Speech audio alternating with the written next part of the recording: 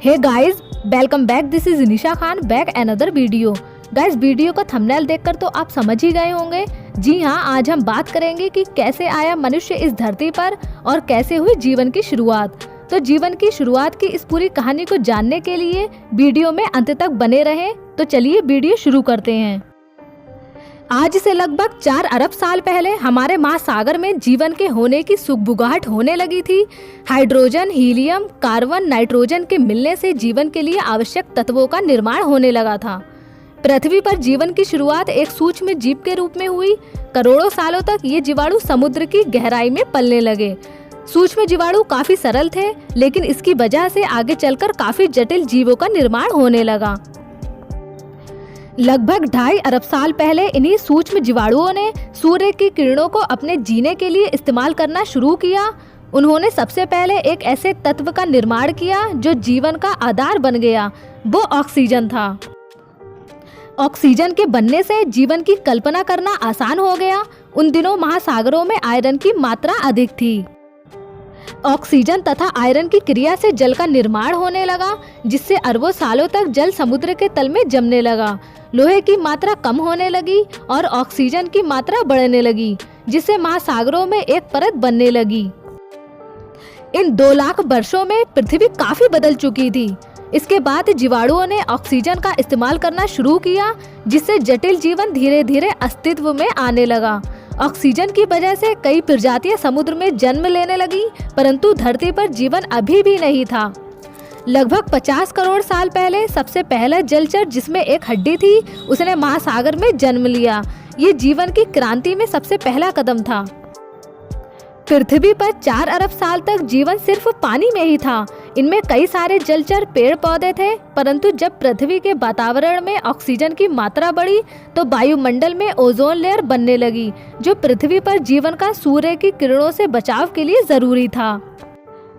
इस वजह से पेड़ पौधे जमीन पर उगने लगे और लगभग 40 करोड़ साल में पृथ्वी पर जंगल ही जंगल दिखने लगा। लगभग 40 करोड़ साल पहले एक जलचर ने पृथ्वी पर कदम रखा और जमीन पर जीवन की शुरुआत हुई। वो हमारे पूर्वज थे। 25 करोड़ साल पहले बिग बैंग के विस्फोट के बाद सबसे भयंकर ज्वालामुखी विस्फोट हुआ। ये इतना भयंकर था कि पूरा वातावरण कार्बन डाइऑक्साइड से भर गया। इसमें कई प्रजातियां विलुप्त हो गईं। आपको ये भी बता दें कि हमारी पृथ्वी पर ऐसे विस्फोट 5 बार हो चुके हैं। इस कारण कई प्रजातियां विलुप्त होती आई हैं और उनकी जगह कई नई प्रजातियों का जन्म हुआ है। इसी क्रम में पृथ्वी पर उत्पत्ति होती है डायनासोर। डायनासोर की प्रजातियां लगभग 16 करोड़ साल तक पृथ्वी पर रही। डायनासोर के समय अन्य प्राणियों का विकास होना मुश्किल था। लगभग 6 करोड़ साल पहले 6 मील लंबा एक उल्कापिंड पृथ्वी पर आकर टकराया, जिससे पूरा आसमान धुएं से भर गया। सूर्य की किरणों का इन धुएं की परत को चीरकर पृथ्वी पर आना मुश्किल हो गया था, जिससे पृथ्वी का तापमान बढ़ने लगा। इनकी वजह से वे सभी प्रजातियां जिनका वजन 25 किलो से ज्यादा था, वे विलुप्त होने लगी। सभी डायनासोर भी विलुप्त हो गए और पृथ्वी से डायनासोर का अंत हो गया। डायनासोर का विनाश मनुष्य जीवन के विकास के लिए लाभदायक साबित हुआ और इस तरह के जीवों का जन्म होने लगा, जिनके हाथ और पैर हमारी तरह थे। 5 करोड़ साल पहले सभी खंड एक दूसरे से अलग हो गए और पृथ्वी आज जैसी दिखने लगी। 1 करोड़ साल पहले हिमालय जैसे कई पर्वतीय क्षेत्रों में जमीन में घास उगने लगी, जिसकी वजह से जंगल कटने लगे तथा छोटी छोटी घास की उन्नति होने लगी।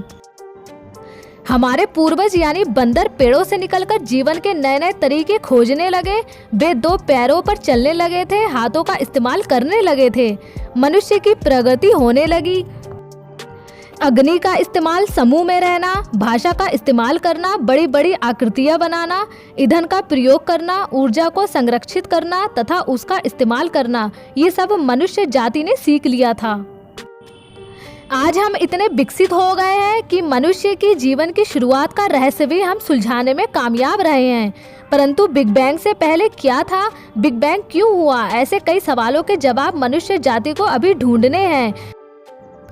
या बिग बैंग से पहले कोई ब्रह्मांड अस्तित्व में था भी या नहीं, ये भी एक सवाल है जिसका उत्तर हमें अभी ढूंढना है। शायद भविष्य में मनुष्य इन सब का उत्तर भी ढूंढ लेगा। गाइज मैं हूँ आपकी होस्ट निशा खान और आप देख रहे हैं निशा मोटिवेशन। गाइज अगर वीडियो अच्छी लगी हो तो वीडियो को लाइक करें और चैनल को सब्सक्राइब करके चैनल को अपना प्यार दें। मिलते हैं नेक्स्ट वीडियो में, तब तक के लिए थैंक यू।